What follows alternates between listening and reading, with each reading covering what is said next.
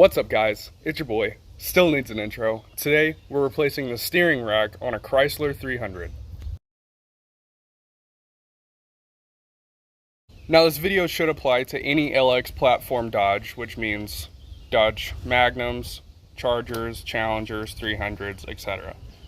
Now if we come underneath the car, you can see that this driver's side boot is the one that's leaking, and it's beginning to also leak on the passenger side boot as well.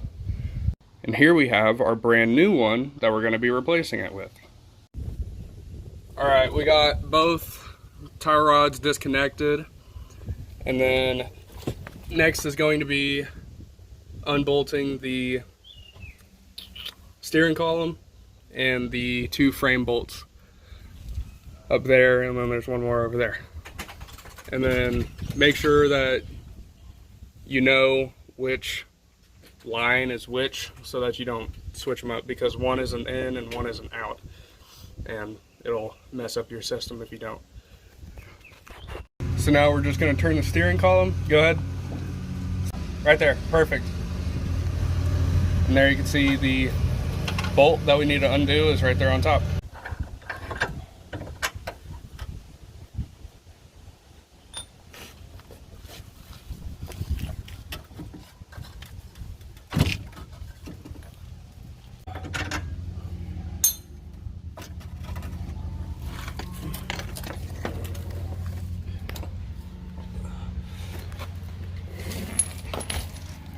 What do you think? There it is. There's one assembly out. That wasn't too bad.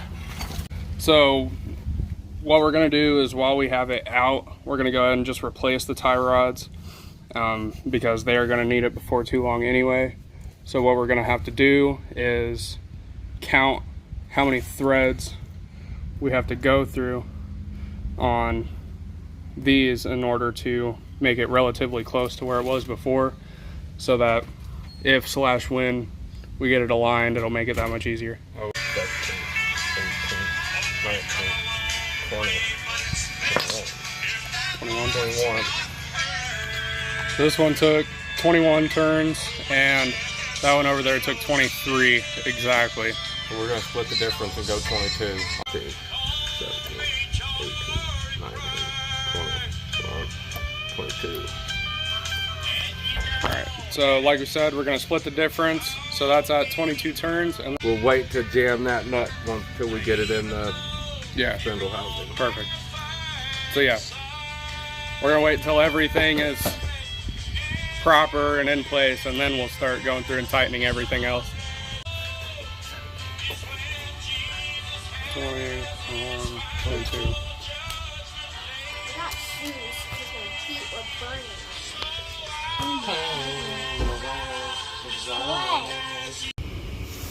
So going back to replacing the tie rods, you can see why this one needed to be replaced, and it's because this was completely stripped and there was actually a second nut on there, and it made it incredibly difficult to get it off.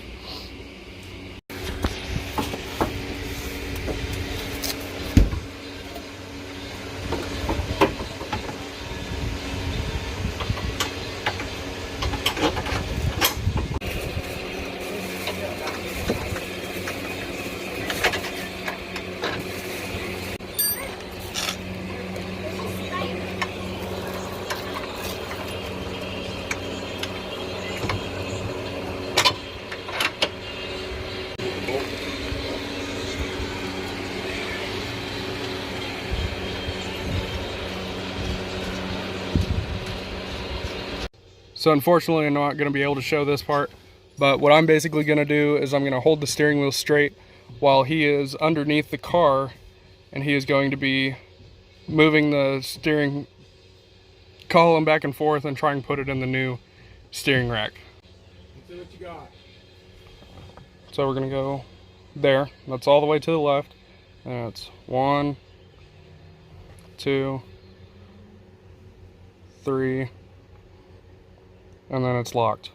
So we're going to have to go back right there. So that's 1.5, and that should be center.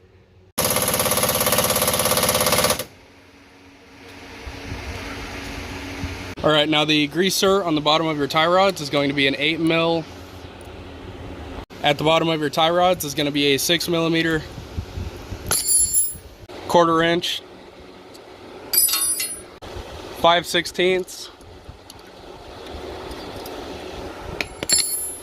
So I found this pair of pliers to help grab a hold of this greaser, and you're just gonna snug it up against the tie rod.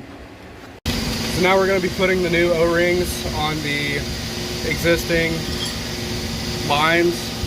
So you're gonna take off the original one and then put the new one back in its place.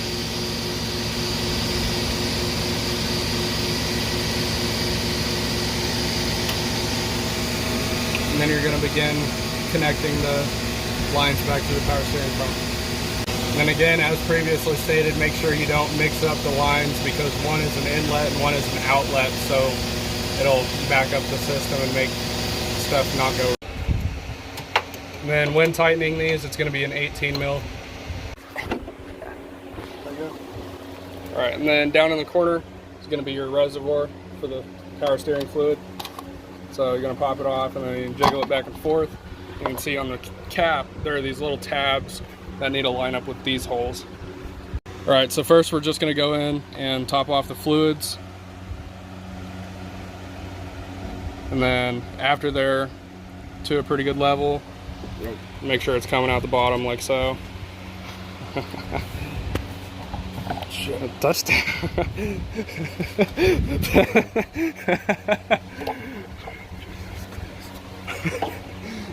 It's my first video. Stop. Alright. He gets nervous around cameras. Yeah, we're topped off. Alright. The fluids are up here. So what we're going to do now is spin the steering wheel back and forth all the way to the left until it locked, and then all the way to the right until locked. And then you'll see the bubbles coming up because the system will be bleeding out and there will be air coming out of the system. And then one thing you want to watch when doing that is making sure that your levels are still good, because you don't want to be turning the steering wheel back and forth and then end up sucking air back into the system, because that will completely get rid of everything you were doing before. So here you can already see that the fluid levels are dropping down. And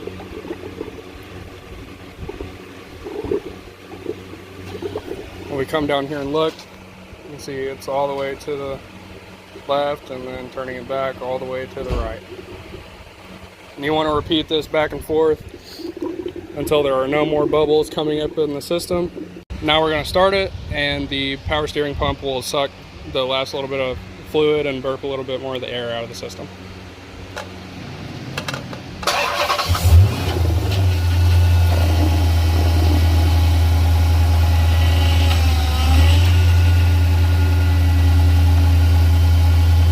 It's a little loud, but the very last thing you want to do is come underneath and make sure there aren't any leaks, which you can see here. If you go over to our boot that was leaking before, it's not leaking, the lines aren't leaking, and then the boot on the passenger side isn't leaking either.